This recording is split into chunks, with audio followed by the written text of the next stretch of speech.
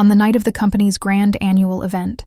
The ballroom glittered with chandeliers and whispered conversations about power, money, and influence.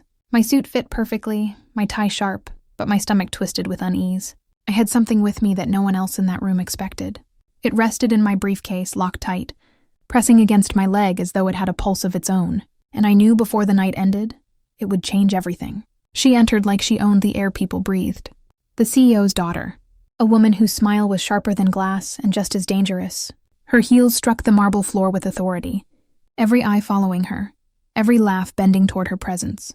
But when her gaze landed on me, it wasn't admiration. It was venom wrapped in the disguise of charm.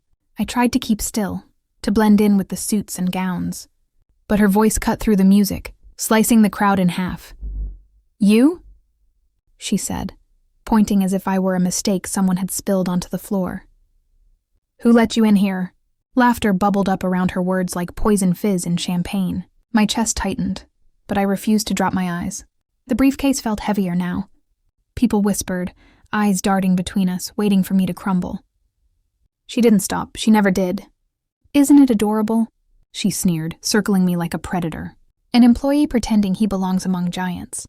"Did you borrow that suit? Or did the thrift store throw it in for free?" Each sentence was another dagger, and with each strike, I felt the stares dig deeper into my skin. My jaw ached from holding back. But here's what she didn't know. I wasn't here to impress her. I wasn't even here to climb the corporate ladder anymore. No. I had walked into this ballroom, carrying evidence so dangerous it could collapse her father's empire before midnight. My hand brushed the cold steel lock of the briefcase, and my pulse slowed. If only she knew what sat inches from her insults. I wanted to lash back, but I kept my voice calm. "Careful," I said softly, letting the word hang in the air like smoke. "People like you never matter. Remember that." My lips twitched into a faint smile, because she was wrong. Tonight I mattered more than anyone. The music swelled, glasses clinked, and laughter carried on. But beneath it all, attention coiled tighter, unseen but undeniable. I shifted the briefcase onto the table beside me.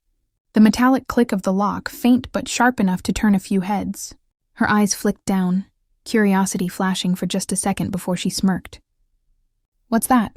Your lunchbox?" she taunted.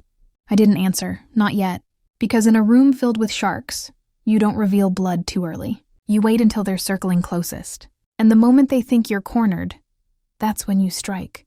Her laughter echoed, but for the first time that night it sounded nervous.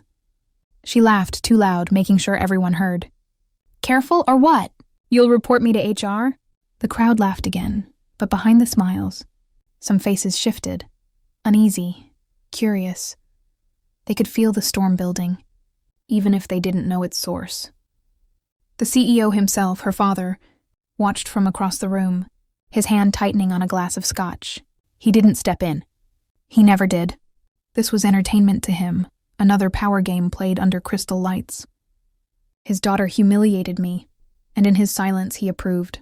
They thought I was powerless, disposable, but they had no idea I had been preparing for this moment for months. Every secret, every hidden number, every recorded word, all carefully documented, sealed, and resting inside the black leather case by my side. And with one move, I could drag their empire into fire. Still I waited.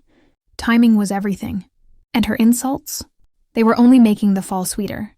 She leaned closer, her perfume suffocating, her whisper designed to shred. "You don't matter." Her voice carried over the music, sharp and deliberate. "Honestly, what do you even do here?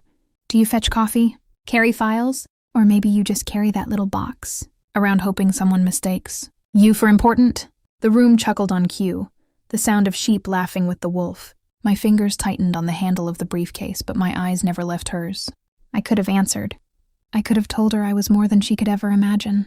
But I let the silence stretch, and the longer it grew, the more uneasy she became. Her confidence was a mask, and like all masks, it cracked under enough pressure. She stepped closer, forcing the crowd to part around her, until she was inches away. "Go on then," she hissed. "Prove me wrong. Show us what's in the box." Every gaze turned to me. Some smirked, some leaned forward. Some whispered bets about what pathetic little thing I might pull out. And for a moment, I considered doing it, opening the case and letting the truth spill into the chandelier light. But no, not yet. It wasn't the right stage, not the right silence. Timing was a blade, and mine had to be sharpened to perfection. Instead, I gave her the faintest smile and whispered, "You'll see." Her face flushed red, though her lips twisted into a grin. She wasn't used to resistance. She was used to snapping her fingers and watching people collapse. The fact that I hadn't crumbled only made her more determined to break me. "Ladies and gentlemen," she announced loudly, lifting her glass, "let's all raise a toast to the help who thinks he's a hero." Laughter roared again, the sting of it cutting deeper than her words. But beneath the mockery, I caught something else. A glance. 2 men near the back. Men in sharp suits with eyes too calculating to belong to regular employees. Exchanged a look when the briefcase shifted under my arm. They weren't laughing. They were watching. Waiting. And that told me everything. They knew. Or at least they suspected. I slipped away from the center of attention, though not quietly enough to avoid her shrill voice. "That's right, walk away. That's all you're good for." I didn't turn back. If I had, I might have lost control right there. Instead, I moved through the golden halls of the ballroom, away from the chandeliers and the empty laughter. Every step carried the weight of what I held. I found a quiet corner, away from the music, beneath a painting of some long-dead founder whose eyes seemed to judge me. I rested the briefcase on the table, let my hand hover over the lock. For the first time that night, I allowed myself a breath, and that's when I felt it, a hand on my shoulder. I turned. One of the men in the sharp suit stood there, smiling politely, though his eyes were blades. "That's quite a briefcase you've got," he said softly. "Important documents?" His tone carried no question. It was a warning wrapped in silk. I knew then that my window was shrinking. Whatever I was carrying, they wanted to make sure it never saw the light of day.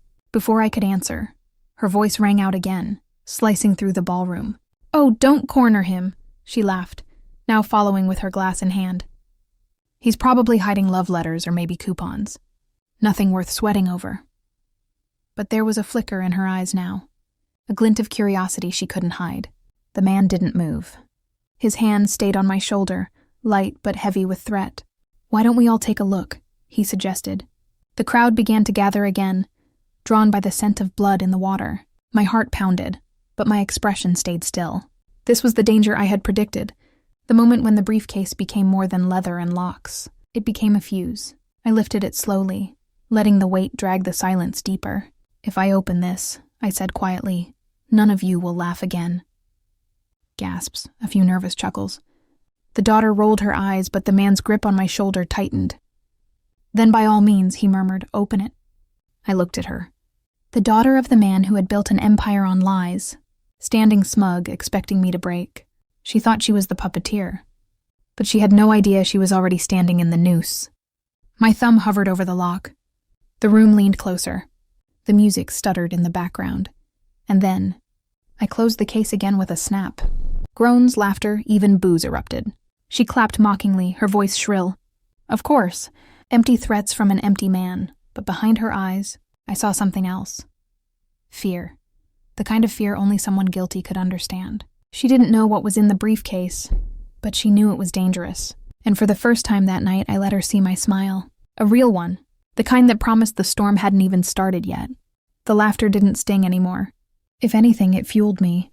Each smirk, each whispered insult. They had no idea how close they were to the edge of the cliff. The ballroom lights gleamed overhead, but the air was shifting. The more they mocked, the more the silence underneath grew sharp, coiled, ready to snap. She raised her glass again, still clinging to her performance. "See, nothing but a coward, afraid to show us his little secrets." Her voice was sugar-coated poison, but her hands trembled just slightly when she lifted the champagne flute. She was breaking. She just didn't know it yet. But others knew. The 2 suited men had drifted closer, blending with the guests, but their eyes never left the briefcase. They weren't amused. They weren't entertained. They were assessing risk, and I understood then. The daughter wasn't the real problem tonight. It was them, whoever they worked for. They had been waiting for this moment. I adjusted my grip on the case, preparing to leave. But as I stepped toward the exit, one of them blocked the path, smiling too politely. "Leaving so soon?" he asked, his tone light but his body a wall. Behind him, the other man positioned himself near the doors. I was penned in. The daughter saw it too, and she laughed. "Oh, don't let him sneak out. Let's see what's inside before he runs away." She thought she was still in control. But even she didn't realize how close she was to losing everything. The man lowered his voice, leaning close enough for only me to hear. "Whatever's in that case, it doesn't leave this room. Understand?" His smile never wavered, but I could feel the threat coiled beneath his words. I tilted my head, keeping my voice calm. "That's exactly why it will." His eyes narrowed, the mask slipping just enough to reveal steel underneath. For a moment, the entire room faded away. The laughter, the music, the clinking glasses. All that mattered was the pressure of his stare and the weight of the briefcase between us. Then, from the stage, the CEO's booming voice filled the air. "Ladies and gentlemen, a toast to another year of triumph." The crowd turned, distracted, lifting their glasses as the band swelled. And in that chaos, I slipped past the man, the briefcase clutched tight. I made it only a few steps before I felt the tug. A hand, not the man's, but hers. The daughter's fingers wrapped around the handle, her grip deceptively strong. Her eyes locked on mine, wild now, her smirk stretched too thin. "If you won't show them, then I will," she hissed. The crowd hadn't noticed yet. They were too busy toasting, too busy cheering their king on stage. But here, at the edge of the spotlight, a different battle was unfolding. I pulled back. She yanked harder. The briefcase jerked between us like prey caught in two sets of jaws. For a moment, the lock clinked, the sound of metal shifting. Gasps escaped from the few nearby guests who realized what was happening. Her teeth clenched, sweat glistening at her temple. She wasn't just curious anymore. She was desperate. I leaned in, my voice low, venomous. "You open this, and it won't be me you destroy.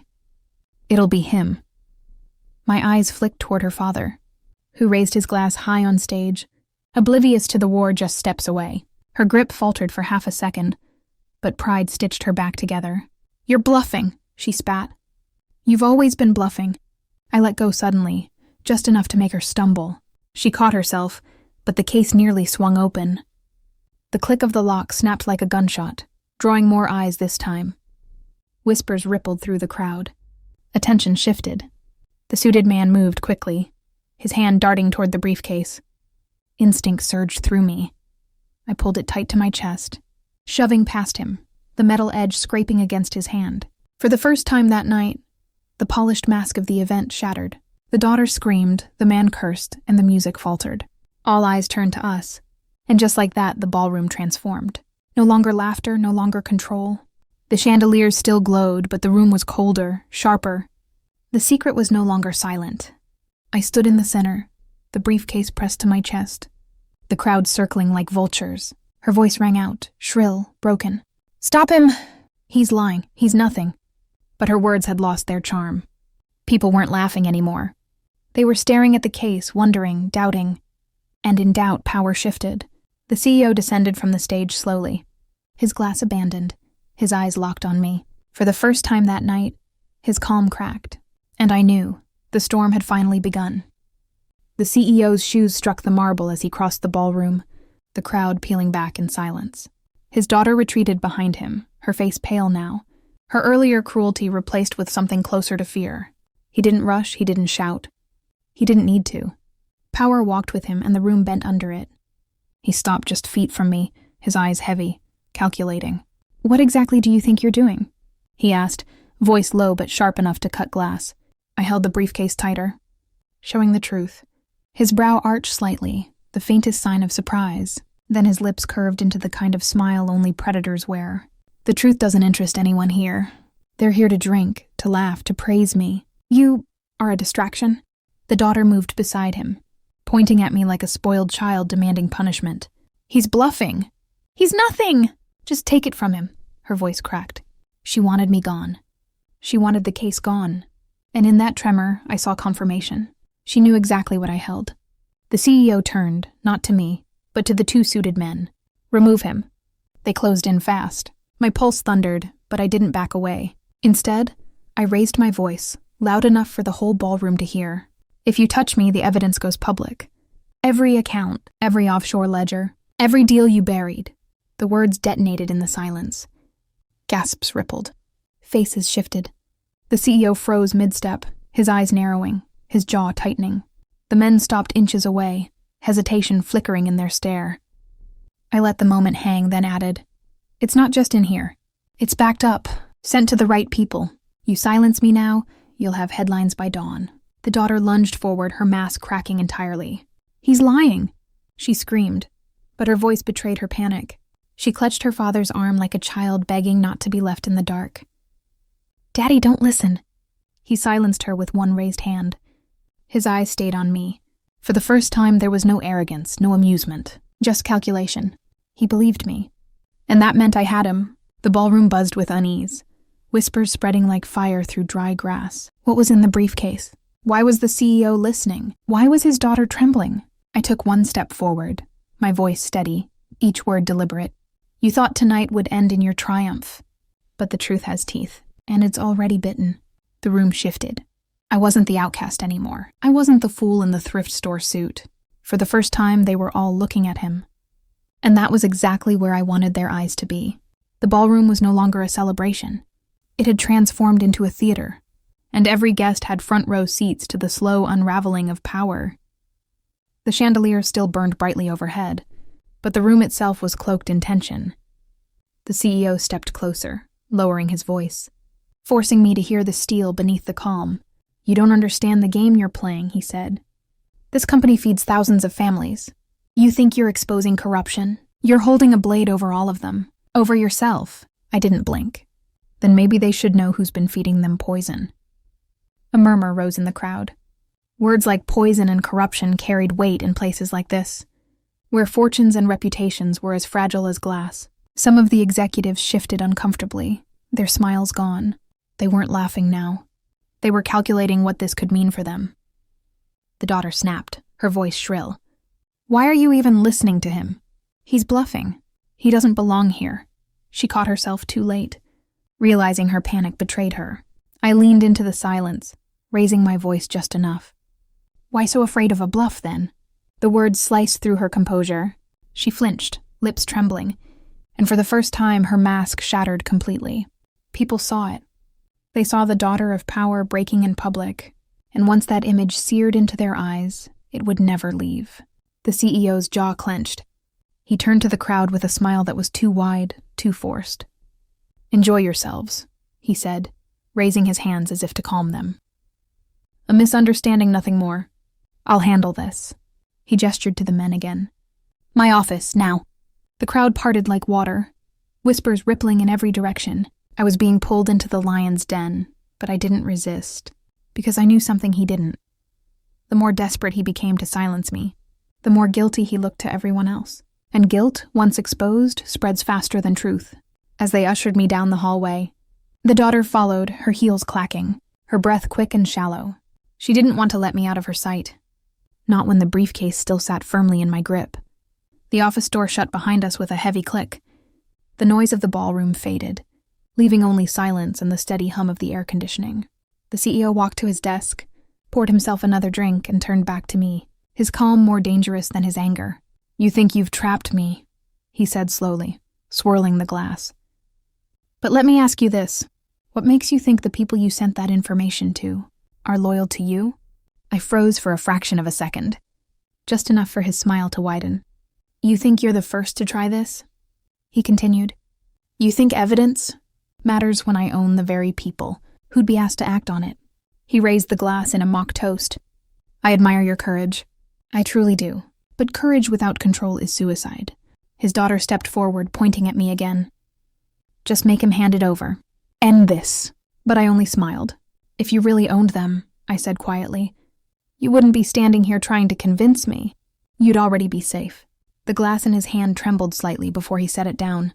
His daughter's face fell, and I knew then I wasn't bluffing anymore. The knife was already at their throat, and they could feel it pressing deeper with every word. The silence in the office was suffocating, thicker than the cigar smoke that clung to the air. The CEO leaned forward, hands on the desk, eyes locked on me like a predator sizing up prey. His daughter paced behind him, her heels striking the floor with frantic rhythm. The weight of the briefcase burned against my arm. Every second I held it, the walls seemed to close in tighter. "You've made your point," the CEO finally said.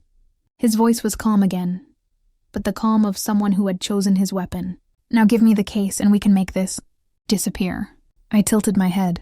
Disappear like the missing funds? Like the offshore accounts? Like the workers whose pensions mysteriously evaporated? The daughter slammed her hand against the desk, her mask completely shattered now. Enough. Hand it over. Her voice cracked, more desperate than angry. She wasn't fighting for her father's empire anymore. She was fighting for herself. And that's when I understood. Whatever was in this case didn't just threaten him. It threatened her. The CEO's smile returned, thin and dangerous. He gestured toward the suited men waiting by the door. Take it. They moved in fast, silent and efficient, like they'd done this 100 times before. One reached for my arm, the other for the case. But I had been waiting for this. I twisted, yanking the briefcase tight against my chest, and shoved backward into the wall. The first man stumbled.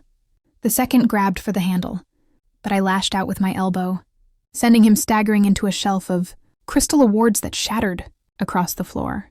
The daughter screamed, her voice sharp enough to pierce glass. The CEO didn't move. He only watched, eyes cold, as if measuring whether I was worth the trouble of keeping alive. The struggle was chaotic, brutal. Hands clawed at the case, fists slammed against my ribs, the air knocked from my lungs. But I held on. The briefcase was more than evidence now. It was survival. It was the blade pressed against the Empire's throat. One of the men finally managed to wrestle me down, his knee crushing into my chest. The lock of the briefcase clinked as he pried at it, forcing it from my grip. My fingers ached, but I didn't let go. Not yet. I gasped through the pain, forcing the words out loud enough for all of them to hear. You open that here, and everyone will know. The words froze them. Even the daughter stopped mid-scream, her eyes wide with terror. I pushed harder, coughing, but louder now. There are cameras in this room. Security feeds. You want to gamble the entire empire on what spills out when this opens? The CEO's face darkened. He barked at the men. Stop! They obeyed instantly, releasing me, stepping back like shadows retreating into the corners. The daughter, trembling, stared at her father in disbelief. You can't let him walk out with it, she hissed. But the CEO didn't look at her. His eyes never left mine, and in them I saw it. Fear, yes, but also respect. The kind men like him reserved only for those who managed to corner them. He smoothed his tie, his voice returning to that unnerving calm. You've won yourself a few minutes, he said softly. But remember this, and power isn't in the evidence. It's in what people believe. And belief can be bought. I rose slowly, the briefcase still tight in my grip. My body ached, my lungs burned, but my voice stayed steady. Then tonight, I said, let's see who they believe. The office door creaked open. The noise of the ballroom poured back in, murmurs, footsteps, whispers that had only grown louder since we left. The crowd hadn't forgotten. They were waiting. And now, with the briefcase still in my hand and the CEO's mask slipping, I knew it was time to bring the storm back to the ballroom. The doors of the CEO's office swung open, and the sound of the ballroom swallowed us whole. The music had faltered. Conversations were whispers, and every pair of eyes turned as we stepped back into the light. I carried the briefcase tight against my chest, my shirt torn at the collar, a smear of blood at the corner of my mouth. The suited men trailed behind, their faces unreadable. But it wasn't me they were staring at. It was the CEO. He followed slowly, his face pale, his composure cracked. And right behind him was his daughter, shaking, mascara streaking down her cheeks. The image was enough to send a ripple through the crowd. They didn't know the details, but they could smell weakness. I stopped in the center of the marble floor. The chandeliers blazed above me, and the silence pressed heavy. This was it, the moment I had been waiting for. You all deserve the truth, I said, my voice carrying, slicing through the hush. And it's right here. I raised the briefcase. Gasps, murmurs. Faces leaned forward, curiosity burning. Some looked afraid, others eager, but all were riveted. The daughter lunged forward, her voice breaking. Don't listen to him. He's lying, But the CEO silenced her again, his hand on her arm, his voice rough. Enough. The crowd shifted uncomfortably. This was no longer entertainment. This was exposure. And once you expose rot under a chandelier, the glitter doesn't matter anymore. I took another step forward, locking eyes with the executives, the investors, the people who had built their fortunes on blind loyalty. You've laughed. You've sneered. But while you toasted your champagne, I was collecting every secret your empire tried to bury. Offshore accounts, ghost employees, silent payoffs. It's all here. The briefcase's lock gleamed under the lights, a single metallic eye daring to be opened. The daughter's voice cracked again, a scream this time. "He's bluffing!" But no one laughed with her now. No one followed her lead. They stared at her trembling hands, her frantic eyes. They saw guilt, not confidence. I raised the case higher. "So here's your choice. Keep pretending, or watch me open this and see the empire you worship crumble before your eyes." The CEO stepped forward, his hands raised, his voice calm but shaking at the edges. "Think carefully. Once you do this, there's no going back. No career, no safety, no peace. You'll make enemies you can't even imagine." I met his gaze. "I already have." For a long moment, we just stared at each other, two men on opposite sides of a blade. Then slowly the crowd began to murmur again. The balance of power was shifting and everyone felt it. Some executives stepped back from the CEO's side. Others exchanged worried glances. Doubt was spreading like wildfire. The daughter tried one last time, her voice shrill, breaking. "He's nothing. Just a nobody with a box." I looked at her, and for the first time my smile was real. "Then you won't mind if I open it." The ballroom erupted, gasps, shouts, people pressing closer. The chandeliers seemed to flicker, the air alive with the electricity of revelation. I set the briefcase on a table, my fingers brushing the lock, and in that breathless moment, every soul in the room leaned in. The ballroom froze as my fingers hovered over the lock. The daughter's breaths came in sharp bursts, her fists clenching like she could will the case shut with fear alone. The CEO, usually the calm master of every room, stood stiff, jaw tight, eyes locked on me as though he already knew his empire's skeletons. We're about to dance in the open. I pressed the latch. A metallic click echoed like a gunshot. The room exhaled as the lid cracked open, but I didn't lift it fully. Not yet. I let the tension bleed into every corner of the hall, let their imaginations claw at what horrors I might pull from the shadows. "Inside this case," I said slowly, "is proof of everything they hoped you'd never see. The money, the betrayal, the cover-ups, and her part in all of it." I nodded toward the trembling daughter, whose lips parted in silent denial. Someone in the crowd shouted, "Show us!" Another voice echoed it. Then another, until the chant rose around me, a tide of demand the CEO couldn't control. His voice cracked like glass. "If you open it here, you'll bring us all down. You too, do you understand?" I looked at him, and for the first time he looked small. Stripped of the power that once cloaked him, he was just a man trying to hold together a kingdom of lies. I smiled. "Then let's fall together." I flung the lid open. Gasps tore through the ballroom. Papers, files, photographs, years of corruption spilling into the open. Offshore accounts tied to shell companies, transfers under his daughter's signature. Images that showed the faces of people bought, silenced, destroyed. The chandelier's light caught the glossy paper like shards of a shattered mirror. The daughter screamed, lunging forward, but too many hands held her back.